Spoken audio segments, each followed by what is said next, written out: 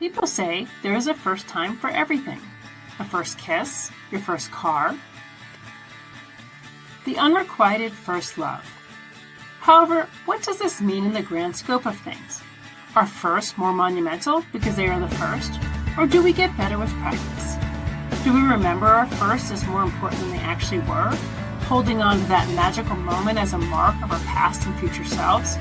Do our firsts outshine what comes next? On A First Time for Everything, we will explore with our guests their firsts and how those impacted the seconds, thirds, and even countless times after. Is the first the best or merely the beginning? Or worse, was the first the last because it was so bad?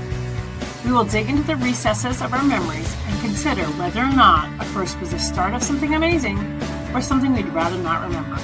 Come along with me, Juliet Rose, as I put our guests in the hot seat to analyze their firsts and how they defined who they became. I promise you're in for a fun, although maybe bumpy ride.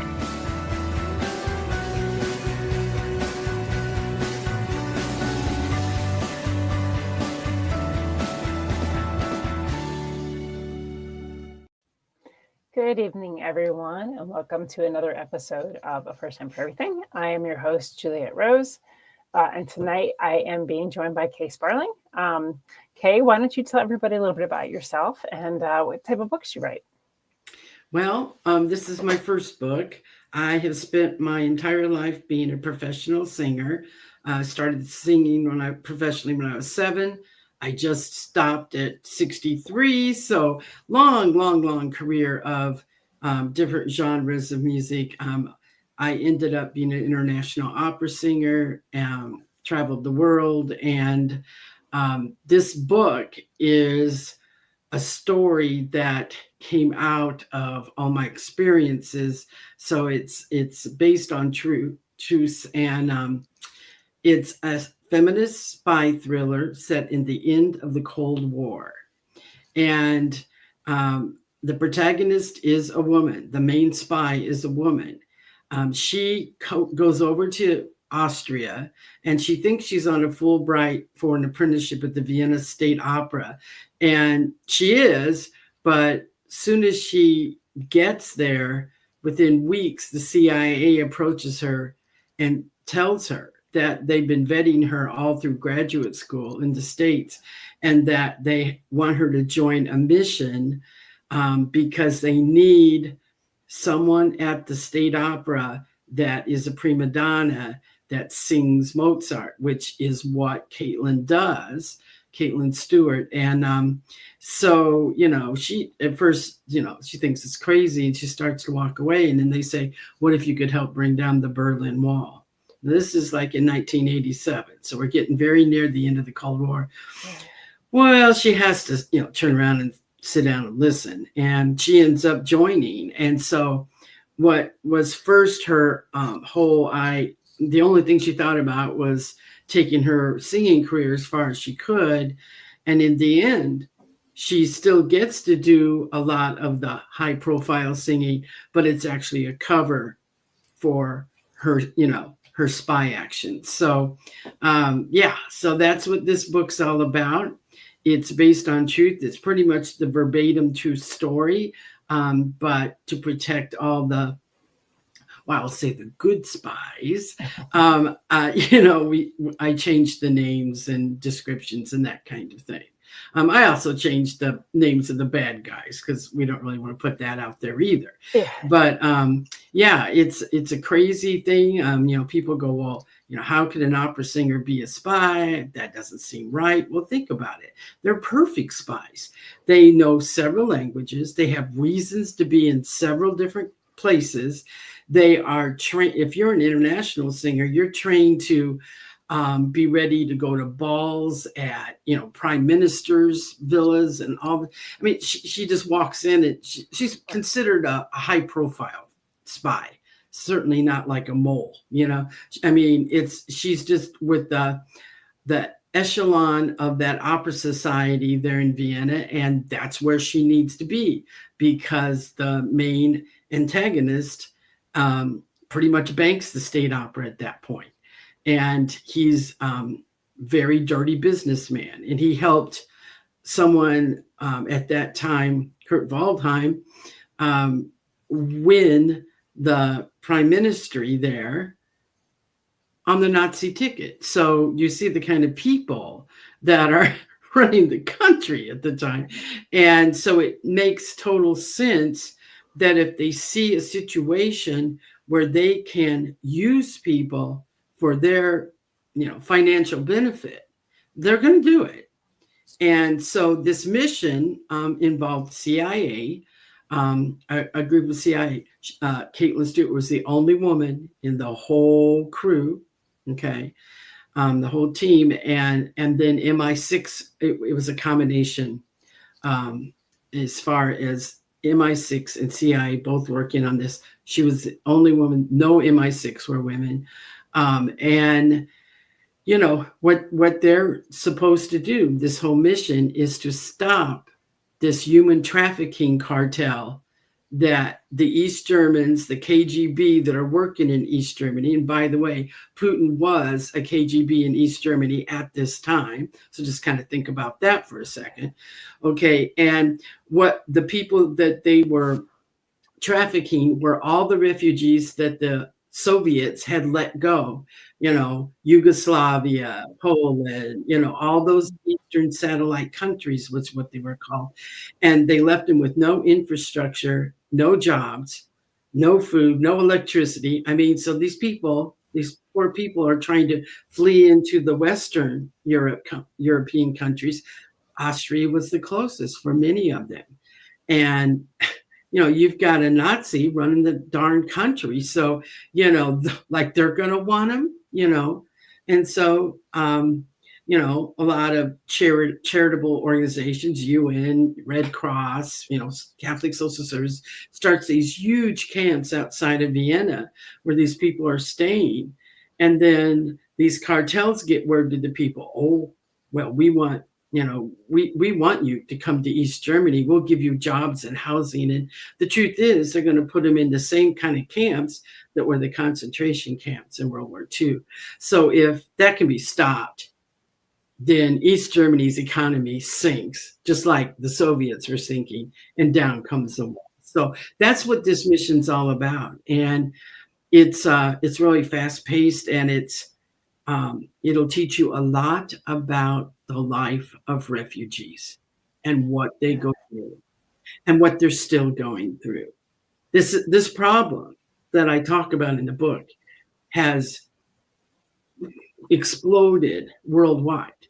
There are 21 million people estimated to be trafficked as we speak today around the world, 21 million people. So, this is something that during war times and during times where there's dictatorships and stuff, this is what happens to a lot of people, get caught in the crossfires.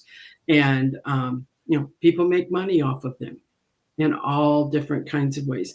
And I particularly point into, I zoom in on a lot of refugees, but I certainly zoom in on the women, and to see just what they go through. And that's what, Caitlin starts out just being a high profile, going to go to these balls and get some information, bring the intel back.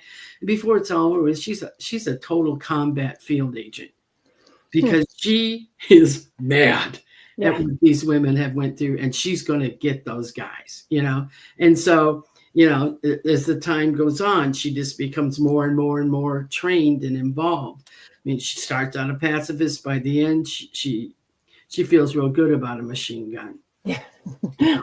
In certain situations. And so, that's what this book's about, and why I decided, here I was for decades, a singer, first a Broadway singer and then an opera singer. Why did I write a book? Everybody wonders, why do you write a book in your 60s? You write a book when you have a good story and the statute of limitations is lifted. So you can write the book, and you write it because maybe people will think about it. Everybody thinks it's not in their backyard. They don't need to think about it. Well, guess what, folks? It is in your backyard. Ask any FBI agent.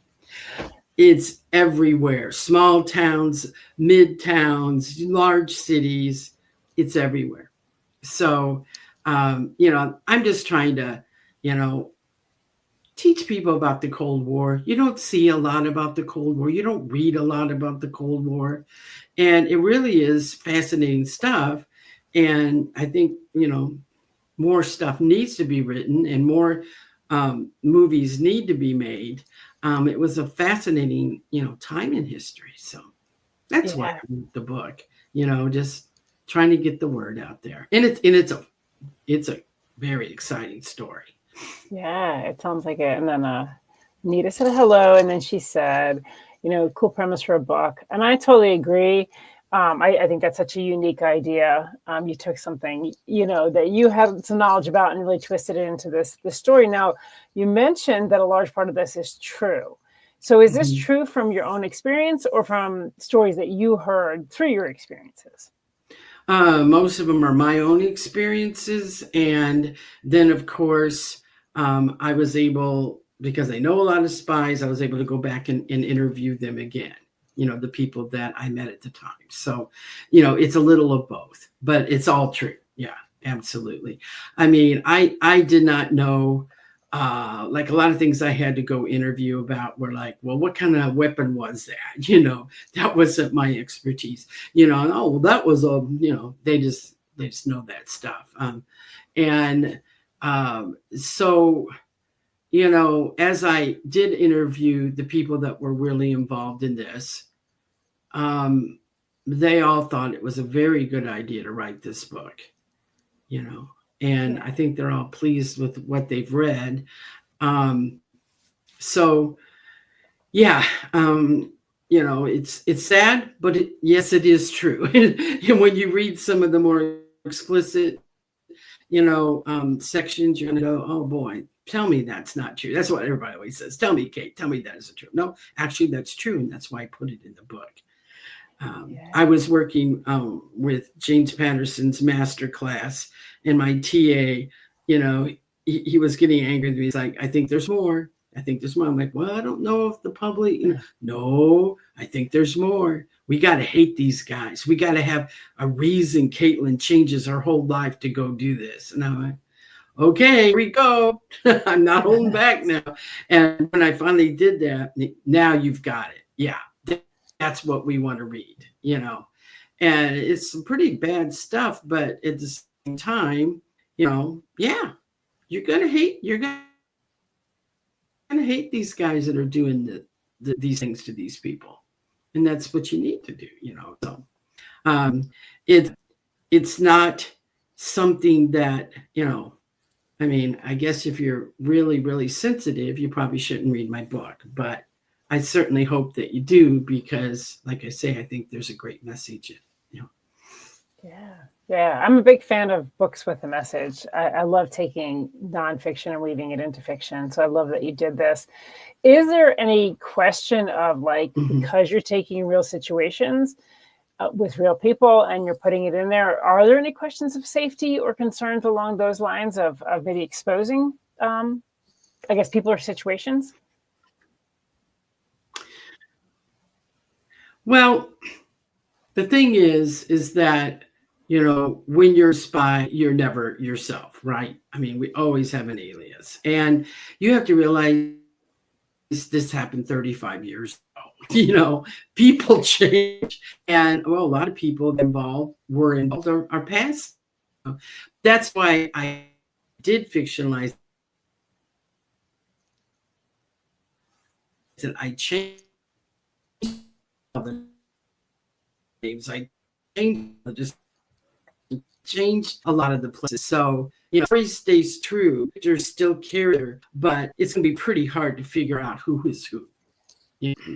Like, for instance, one person that wrote my book that was involved, he said, well, I figured out who I was.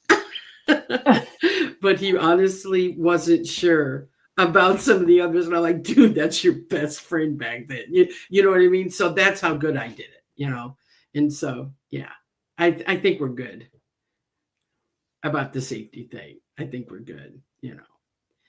And as far as the bad guys, Okay. well, most of them are in prison or dead, and so, yeah, there you go. Yeah, for sure. They've already been convicted. They've already been convicted of these atrocities, and so, but most of them are dead, and so, it's something that if they're alive, they have to live with, and if their families are here, they got to live with that too. They knew the truth would come out at a certain time. The statute of limitations do get lifted, and then the truth gets told. And they should thank me. I didn't write nonfiction. Yeah. Take what you can get, enemies. Yeah. So for your side of it, were you, I guess, involved with being a spy, or was this stuff more that you were just kind of, I guess, visually seeing that? Well, I'm not going to answer that question. I never answered that question. It's not something I'm going to talk about. Everybody asks me all the time, are you Caitlin Stewart? Are you Caitlin Stewart? I'm not going to tell you, because if I had to tell you, I'd have to kill you. No, I'm just kidding. But, right. I'm not going to say that. Yeah, that's interesting. And then not saying that kind of tells enough. But yeah, so I guess my question with this, when you're doing the research for this, since you're using a lot of nonfiction to build out the story, and you've said obviously this was 35 years ago, but are there elements to the story that you have to falsify or fictionalize so that you protect anybody that might currently be in that situation? Yeah, there were a couple instances in that case, yeah, and so therefore, if it was really a specific type of torture or something, and I thought that might be too revealing, I would do something similar, but not the same. But it still gave the same impact. Are you following me? Yeah. Right. Yeah. Because a couple instances, it was really famous, and so I thought, okay, better not do that, because then someone might figure out, the parties involved. And so, yeah.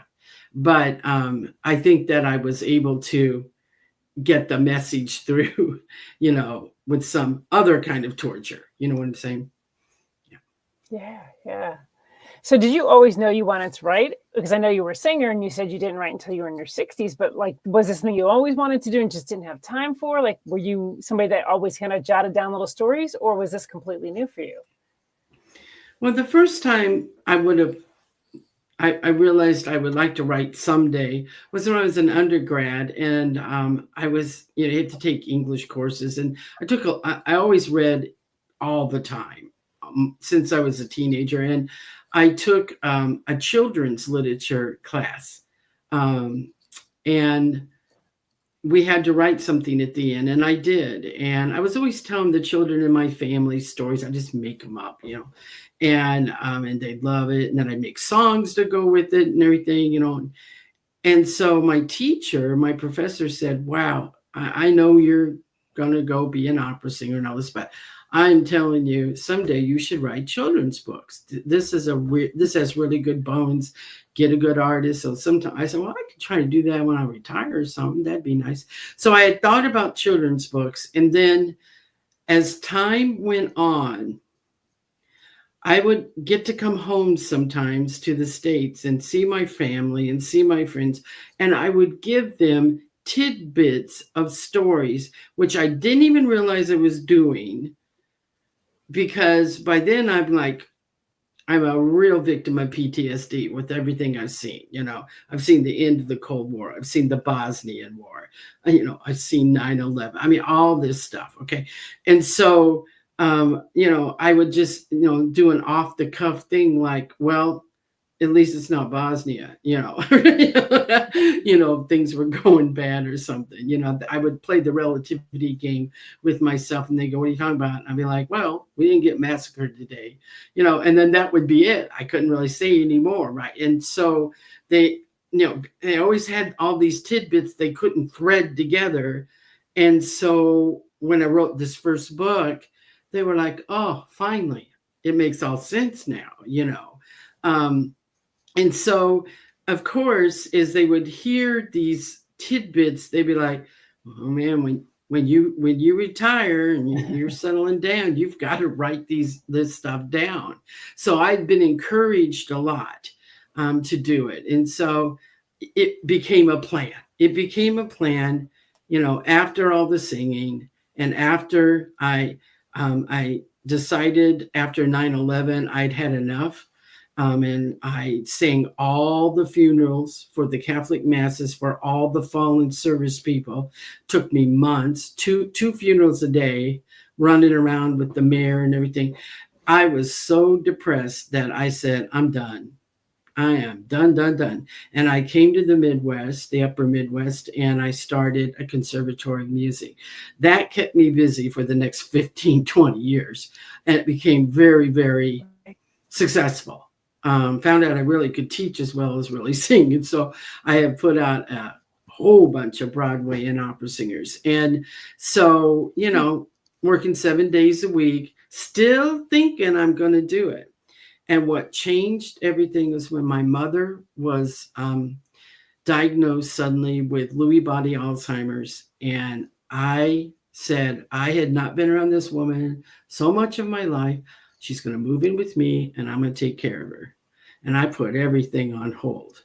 Well, she was sleeping a lot. And so I found that to escape from what was going on in my own personal life, because she was my favorite person on earth, I would start writing this book.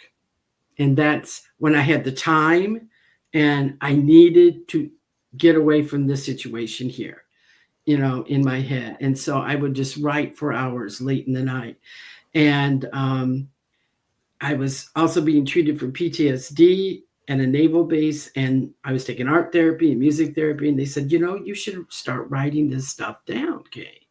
And so I used what I was writing at night. I would take to the PTSD classes, and then they would read parts of it. And they were like, you've got to make this into a novel, And so at that point I got serious and I went to the, UW-Madison, and I started taking writing classes, and learning how to write a thriller and how to write espionage, and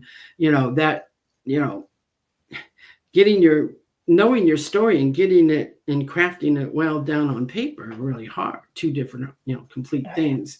Yeah. And so here I am, I was in my late 50s at that point, for the first time trying to learn to be a serious writer. And there was a lot of embarrassment and humiliation.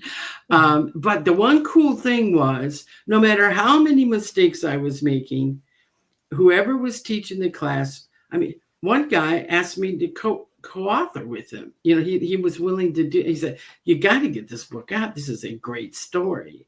But I was sort of, it is my story, and I wanted to be able to learn how to craft it on my own so I could go ahead and write the other stories. And so I declined that offer. But every time I went to a thing, they would read my book a lot. It seemed to be a favorite of both the professors and the other students involved. And so that encouraged me, to keep learning, write another draft. And,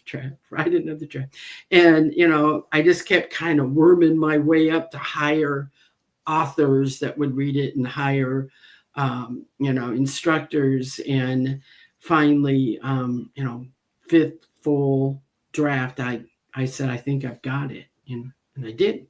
And then I had this whole,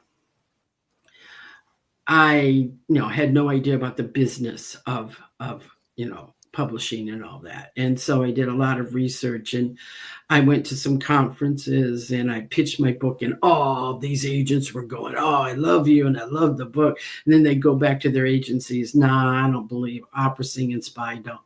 Not going to sell, and they'd be, I'm sorry, Kay, blah, blah, blah. And so, I had a lot of that go on, and I was spending a lot of money and time, pitching and going to these conferences and all these classes. And so finally, I just went to one about indie publishing. and got a lot of information and said, this is what I'm going to do. I've always been outside the box here, because why would my book be any different, right? So that's what I did, and found a hybrid publisher up in Canada. I like them a lot, and the rest is history. And now, of course, I've been using a publicist for 6 months, and all of a sudden, oh, this is the coolest idea since sliced bread, when I was told before that it wouldn't sell, So I think it's kind of funny how they changed their mind on that. People don't think it's so weird, as they thought that they might. Yeah, no, it's definitely a unique story idea. I mean, it's intriguing. Like you just talking about it, it's very intriguing because it's different. It's different than really what anything else is out there. And the fact that you have actual experience to weave into it, I think will add that depth and layers that will make it, carry that weight into the next stories. And what I think makes this espionage story. Oh, go ahead. No, go ahead. Well, what I think makes it unique is the fact that I understand spies and I know how they talk.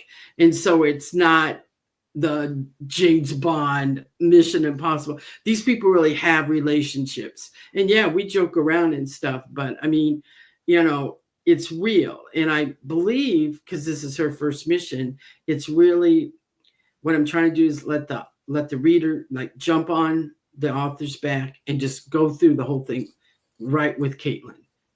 She knows nothing about being a spy, and she learns all the way through the book. And I think that's real, not, fantasy. We don't strap ourselves to a bomb and blow ourselves out at the back of a jet. No, that's not really what we do, And there's romance in this book. So a lot of people like that part of it. The Caitlin and the MI6 director of the whole mission. He is he's a hunk of bunk. He's the guy that Ian Fleming used to come and ask questions about before he wrote his next book. This guy was the real deal. And he did not think Caitlin should be on this mission. He was older than her. He was old fashioned. And he was basically, take your ball gowns and go home. I am not training you. And then he had no choice because she was the only one that could break through in this cartel, and she was a great actor. She could make them think she was a Nazi, thumping, American hating gal, I mean, she was a great actor. And so, they're all like, oh, wonderful. We just recruited someone, And so, but she was the only one to get through the door too, because she was this apprentice and this guy was all about opera. He wanted her to come sing in his home and stuff. And so, she could just walk right in and then just plant bugs everywhere and, listen to all kinds of conversations she shouldn't have been listening to and, get what she needed. Yeah, that is fascinating. You mentioned before that, you were kind of working through different types of therapies. Did you find writing this all down and creating this, did this help you therapeutically? Like, did you find like it kind of helped you work through some of your experiences? And oh, yeah. Yeah, it worked wonderfully. And it was like I could finally tell the truth. And, for decades, I had to hold that back. And by telling people and having people that I cared about, like I said, they'd be like, okay, now this is all making sense. And, it, that healed me too, because then they knew why I had to be away from them so much of the time for so long and not have contact and all that. And so, it was a burden off of me, to be able to share almost everything, with them. And so, yes, it was quite healing. Sometimes the best thing is like talk therapy. And this was sort of talk therapy through a book, if you know what I mean. Yeah, definitely. Yeah. And do you feel like for people that read the book, because I know you said you kind of weave in PTSD and different things like that, do you feel like you're offering maybe people who are going through that themselves a way to see themselves in the book as well? I didn't focus on her PTSD because it's in first person, so you can kind of figure that out on your own when she's scared or when she's shocked or whatever. What I did is I took the main guy that was known as the greatest spy in the Western world. You know, this Clive Matthews fellow, the MI6 director. He had it horribly. And I give certain scenes where, you know, he just breaks down, you know, when no one else is around and that kind of thing. And she witnesses it. And the reader gets to see that, like, wow, this guy, he has really sacrificed for decades, starting, you know, very early in the Cold War in a submarine. And now here he's, you know, made it to ground. And now he's the, you know, I mean, you'll find out that, you know, he plays both sides. He is a double agent, and he, you know, he can speak Russian fluently. I mean, he's just amazing. Okay. But when he gets a little time off, Caitlin is sometimes with him, and she witnesses an incredibly bad situation. You know, like he can't sleep. He has, you know, all kinds of night terrors, and, you know, all kinds of things happen to him, even some night hallucinations. I mean, he is a severely disturbed, you know, through trauma. And back then, we didn't even know what PTSD was. This is the late 80s. They call it shell shock if he was a soldier, but there's nothing really to call it for the kind of thing he does. Although he certainly had times where he had to kill people, and you'll see that in the book. But, you know, still, it's not so much that, because he was a trained soldier to begin with. It's what he sees with the refugees. And when he's a double agent, what he has to let go and can't stop to get the intel and not be discovered himself, so he can do what he needs to do. That is one of the hardest things I've ever seen a human being do, and he did it, but he paid the price. So PTSD does run through this, but it's mostly with the Clive character. Okay. Yes. Let's talk about the refugee side of that a little bit. I think that, you know, we live in a world where we see a lot of that. You know, obviously you must have seen things that really inspired you to weave this into the story. I guess, what was your motivation? And is this something you'll carry on through the later stories that you have as well? My motivation is that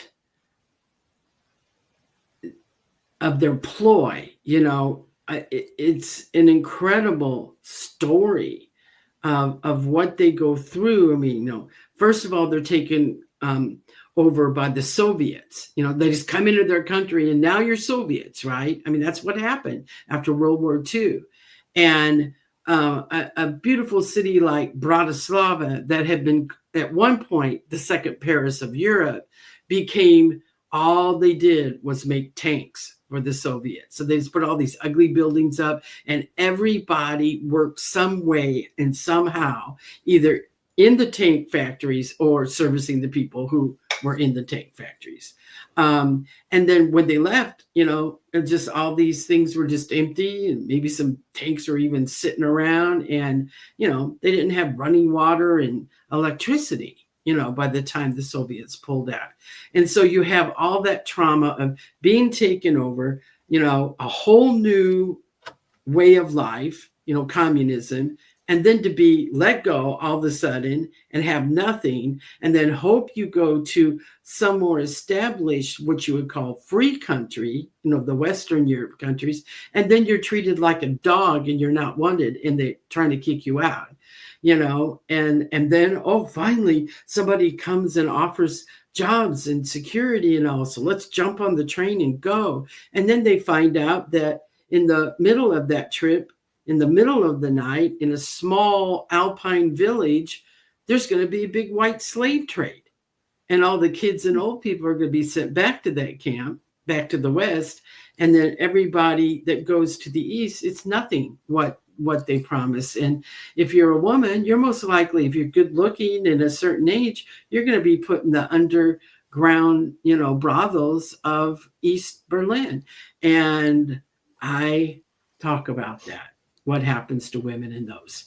And so I think that people, don't realize, it's like when you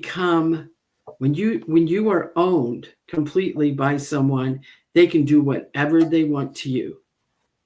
And there's just all kinds of evil and hurt out there, that people can think of to do to other people. And so, they're the heroes. The spies are not the heroes in this book. We wrote this book. I wrote this book because those are the people that are the heroes. Anybody that survives that, man. Yeah. Really. Yeah, and I feel like, even though you wrote something that took place, 30, 35 years ago, it's still so pertinent today. It's still so important to talk about and expose. And Well, let's talk about the Ukraine. All this is happening right now with what's going on with Ukraine. People try to flee, and most of the women get put in underground brothels. Same stuff. So that's what I mean. 21 million people, and most of those people are in places of war or dictatorship, where there's anarchy, and there is no getting out of those situations if you just happen to be put in it. And that is very, very sad. And I do want people to make a connection between the KGB in East Germany back then and Putin now and his Kremlin. I do want people to make the same connection about, okay, that's what they were doing to women now, and look what they're doing to women now. He steals children from Ukraine and takes them to Russia to program them into becoming Russians. That sounds like the concentration camps of World War II. The experiments they were doing on the people in the camps. Same stuff, different channel, maybe worse stuff, Right. So that's another thing I want to try to emphasize, And the players are the same. My God, the players are the same. His Kremlin are some of the same guys he was with over there in East Germany at the time, and just the power he has now. And everybody predicted this from him, right? But nobody stopped it. Yeah, that seems to be the case. For your subsequent books, how many? I know this is your first in the series. You said, how many books do you intend to have in the series, or do you know? Well, right now, I think there's for sure 3, a trilogy. The second one is after this mission's over and the wall does come down in 89. She is sent, this time not as an opera singer as a cover, but as a UN/Red Cross volunteer. She goes with a priest that has went AWOL because he didn't think the Catholic Church was doing enough about this problem. And so he came, he had dealings with the CIA in the first book. And so that priest comes to the CIA and says, I can get over there because I'm a priest. You would not believe what's happening to the Bosnian Muslims. They are being massacred by the Serb Muslims. And, nobody's doing anything about it. And he said, I'm talking about children and old people, just, citizens, great amounts of people are being massacred. And so our government, the United States government and our allies started looking into it. And that was the war we got involved with that we never got involved with, And of course, the first things that are going to happen is spies are going to go in there and try to find out what's going on. and, military intelligence as well. So, the first thing when this is brand new is one had to go over there and see what really was going on. And, um, you know, after witnessing a couple massacres, Caitlin's able to, bring back the intel, and then it's a race for, let's try to save these people. Let's try to get the intel that we get there before they do, kind of thing. And it's a very intense book because they keep missing, and that really weighs on Caitlin Stewart and the priest that she's with. And finally, they get a chance to save a bunch of boy orphans because they're at this camp, and the people that are coming to get them, the Serbs that are coming to get them, are far enough away that there's a good chance we can we can rescue them and get them, from harm before they get there. And just like so many things in life, when you're a volunteer with Peace Corps or wherever, lots of the people that you try to help, the enemy doesn't want you to help, even though they're civilians. They don't want them to have food. They don't want them to have medicine, and they'll destroy it and destroy you rather than, have you help those people and get them out of there. That's a prevalent thing that you see everywhere. And so the Red Cross gets the order from military intelligence that we have to turn around. We can't save those boys. And so the whole convoy starts turning around. And, well, Caitlin and the priest, Caitlin grew up on a farm, so she knows how to drive those really big trucks. They go rogue, and they go to try to save the boys. And so that's what it's all about. But I think that book really shows all the politics that go into trying to help people during wartime. It's sickening. It truly is. And yeah, I'm ready to talk about it. And so that's my second book. That's called Mission Impromptu, because basically she goes off of, she doesn't follow orders, and she goes rogue to do this. And in fact, she ends up getting arrested for it. I mean, it's a serious crime what she does, because she doesn't follow orders. And so that's Mission Impromptu. And then the third one, she's kind of getting, her fill of it. And she goes home back to New York, and is just trying to be an opera singer, and starts a voice studio and all this. And then 9/11 happens, and she's right back in. And some of the same neo-Nazi players she was dealing with early in her life helped bank 9/11. So she's got to go back and find those connections. And then she does that, and lots of stuff happens. And then she comes back to New York, and she starts singing all the funerals, because she's got the high clearance and she's got the operatic voice, and she does that. And so that's called Mission Homefront. And that's the three that I think are the major things in Caitlin Stewart's life. And then what I've thought about is, well, after that, I could go total fiction pretty much, and, have her move to someplace and make it a cozy mystery type thing. Like, she's got a voice studio, but then somebody's sister goes missing and nobody's doing anything about it. So her and her chief that lives in St. Louis or whatever, they get together and they go, okay, we're going to go out. We're going to find this girl, that kind of stuff. But I don't know if that will really happen, but that would be kind of nice if you could turn it in. When she retires, she's just sort of this person, that people come to, her and her cat,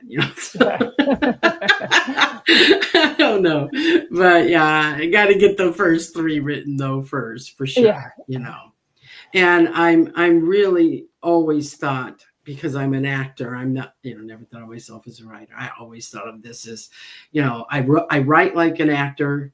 I write like you'll feel, if you read the book, you'll feel like you're watching a movie. Yeah. And, so there will be 2026 is when we start hitting all the screenwriters, etc., to see, because I could see this as, definitely as a series, like on Netflix or Yeah. something, Yeah, I was And actually going to say that it sounds to Mhm. me like it very much has like the bones of being a series, and kind of like being able to have that. Absolutely. It's very intriguing. It has the good characters, it has that history, but also ties into modern day politics and issues we deal with now. So I think that it definitely has all the right pieces, I think, to be Yeah. like a Netflix series. Yeah. Yeah. I have never had, from even when I had my readers before, I was finished with all the drafts, everybody said, I just see it as a movie. I just see it as a movie, And then, for the longest time, all my friends and I, we've had a lot of the cast picked out, our dream cast, and everything, because it is, it's just that I was told when I was taking the classes that if you're a brand new author, you must, you probably should write a book and then make it into a screenplay, kind of thing. Now I find out that's not exactly true, unfortunately. That's not completely true. So, but that's, I guess, the way I'm going to do it now, because I already have the book out, But, that's what I've heard as well. So I think that's kind of like a common maybe misconception. I don't know. Well, I think it's changing lately, is what a few folks have told me that I've consulted with. That that's not the only game in town, but it probably was when I first started writing this book. So So when did this book come out, Mission Thaw? This came out. It's been out about a year now. Okay. Yeah, and I've been promoting it for about 6 months. Yeah. Okay. And when does the next one come out? I don't know yet. I'm really busy promoting this book, but I've got it like 3/4 written. This one's going a lot faster because I've got all the characters down and kind of got a flow going and that kind of thing. But no, I don't have a date for it yet, unfortunately. But yeah. And then Anita says, I interviewed an author that writes his books as screenplays first. Yeah, it's very interesting, that whole kind of process flow. So to me, I haven't written a screenplay. I dabble with the idea of it. I look into it. But I had initially heard that same thing. Well, write a book and then you can adapt it to a screenplay. But it is interesting to think about it the other way as well, having the screenplay and then adapting it to a book. So I think there's always, whatever way you go with it, you just got to learn to do both sides of that. Yeah, I think so. Yeah. And I think that's going to be easier for me because I am an actor and I have done some film. I wasn't just a singer. I was in some B movies and I had a chance. I went out for a screen test for when I was in graduate school. It was a movie that ended up winning a lot of Academy Awards. It's called Tender Mercies with Bob Duvall. Yep, I know it. I was up for the lead, woman, the farm woman. And, so I've always had my hand into acting. My nephew's a professional actor. Now my great nephew's starting to be a professional actor. We're an acting family. And so I think, I've read a lot of screenplays. I believe that will be pretty easy to do. I'm not saying I won't need guidance, but, I think it'll be much easier to do than the novel was, Oh, interesting. Yeah. Would you try to do it yourself or would you hire somebody to do the screenplay for you? I'm probably going to hire someone and then consult with them. That's always how I feel too. Yeah. I think that's probably the fastest way, because then also that person is probably going to have the contacts that they need, in order to peddle it once it's written. I'm not shy though about that. Like, I think, lately I've been thinking about women actors that play very strong characters like Caitlin. The one I really think about is Queen Latifah with The Equalizer. Yeah. I'm the kind of person that will get a hold of her publicist and say, hey, I've got this book. I'd love her to read it, and see what she thinks, So, when I have a screenplay, yeah, I'll get a hold of Tom Hanks, because we know that he and Spielberg did one movie about the Cold War that was wonderful, Bridge of Spies, and he's done so much with World War II and this kind of thing. I think he would be interested in telling this story, and I think that he'd be like it that Caitlin is such a glass ceiling breaking, gal, there was no one else in the field at the time but her, Yeah. and there's still not a lot of women out in the field. A lot of women work at Langley and they're consultants and such, but not so much out there doing it. Yeah. The more training, and that kind of thing is what they do. And I don't know why that is. I mean, the military has a lot of women in all ranks and all duties, and I don't know why, but it probably has to do with the sacrifices you have to make in your personal life. That might be harder for more women than it is men. Yeah. Even I think like social norms, how you're, the expectation is a man can have a family and be completely absent. It's a lot harder for a woman to do that, even socially, what's acceptable. So, yeah. Absolutely. Yeah. And a man cannot have contact because of security reasons, and that's understood, but maybe not a woman, Right. They, people are like, well, she's just really harsh and, uncaring. And the truth is, most women out there in the field are lonely as heck and are dying to talk to their mother or their brother or, boyfriend, whoever, or husband. It's just that it can't happen in certain times, just can't happen. And that's why I wanted my mom to move in with me, because I felt like I had in some ways abused that relationship, just because, couldn't happen. And so. Yeah, that's hard. I'm going to feel for you on that one. That's really hard. Yeah, it is terrible. I mean, holidays are the worst, I would say, soldiers will tell you that too. Those are the tough times. But at least soldiers can, like, Zoom and stuff, Right. Well, it depends. I mean, there's some soldiers that can, if it's going to, it depends on where they're at and what they're doing, but many more can now. And, but, not so much spies. Mm-mm. Yeah. Well, no. Yeah. I imagine that's almost like that high security when someone's a soldier and they're the high security and they can't, communicate. Yeah. So soldiers still have to watch what they say, but at least they get that contact, Yeah. That's. So out of the three, you said you've been a singer, you've been an actress, now you're a writer.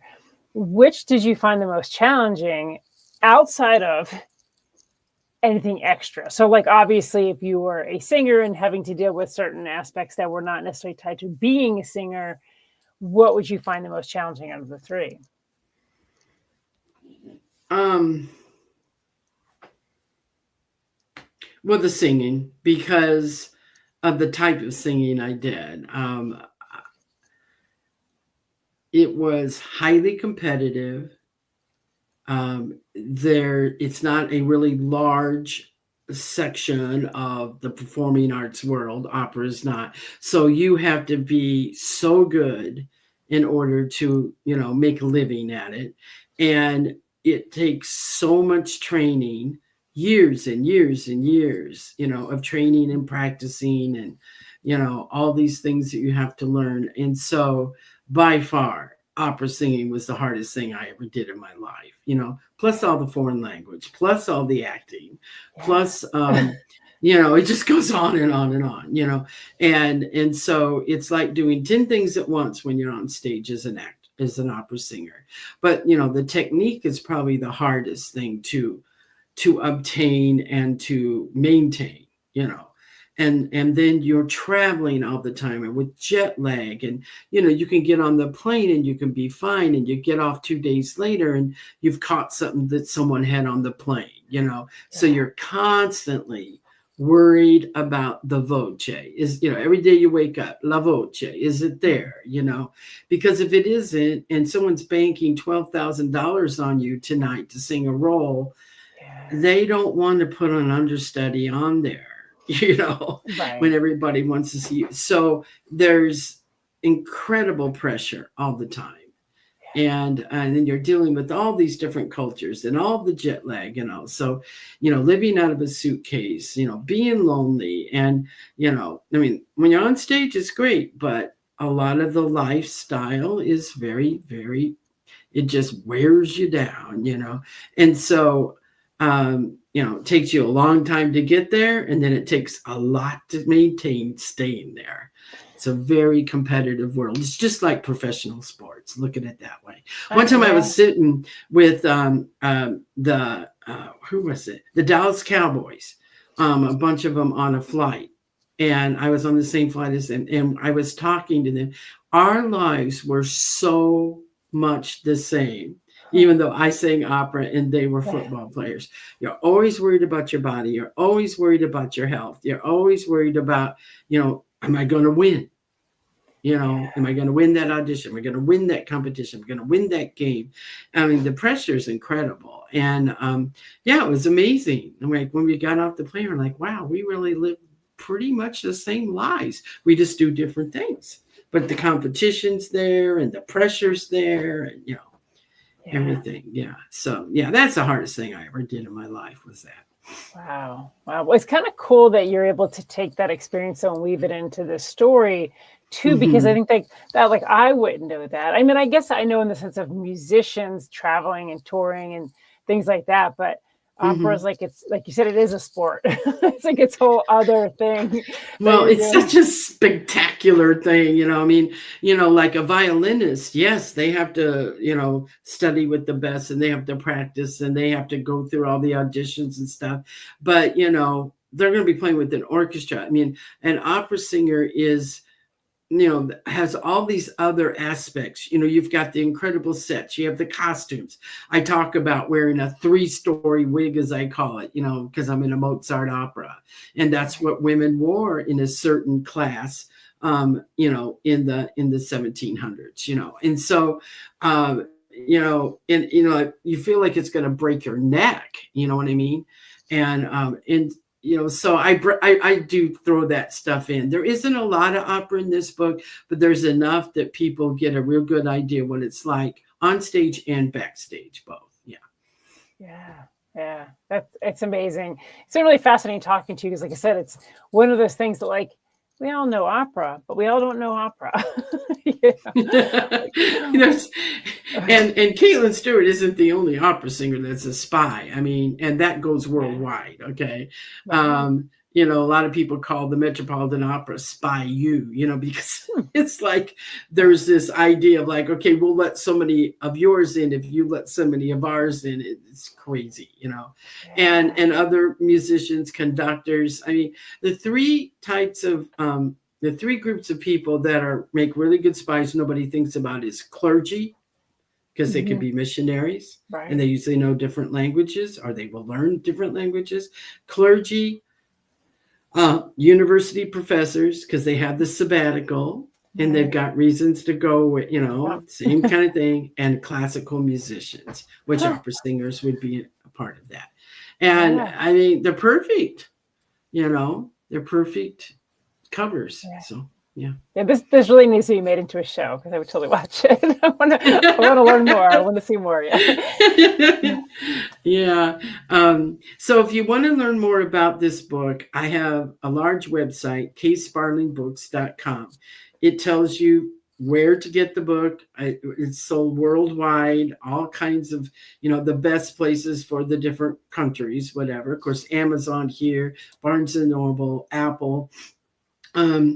And then it also has all the podcasts that I've been doing and all the blogs and a lot of editorial reviews everything pretty much. There is a cute little illustration that one of my students who is trying to be a graphic artist made of Caitlin, where she's got her leg up on a bench. She's in this great big ball gown, and she's putting her pistol in her, thigh holster and saying, I think I'm the only one at the opera ball tonight that's going to wear this accessory, and that's the way she talks, and then and what's really cool is you can hear my theme music and a theme song for Mission Thaw, because one of my composer friends wrote a song, and one of my graduate students sang it, and we recorded it. So this book actually has, see how much I want to make a movie of it. I already have movie music. So you can hear that. And so it pretty much has everything about the book and myself on there. So kaysparlingbooks.com. kaysparlingbooks.com. That is awesome. And thank you so much for joining us tonight. This has been really a fascinating conversation. I want to learn more now. I'm like, okay, I'm intrigued. We really appreciate you coming on. This has been thank you for having me. Yeah.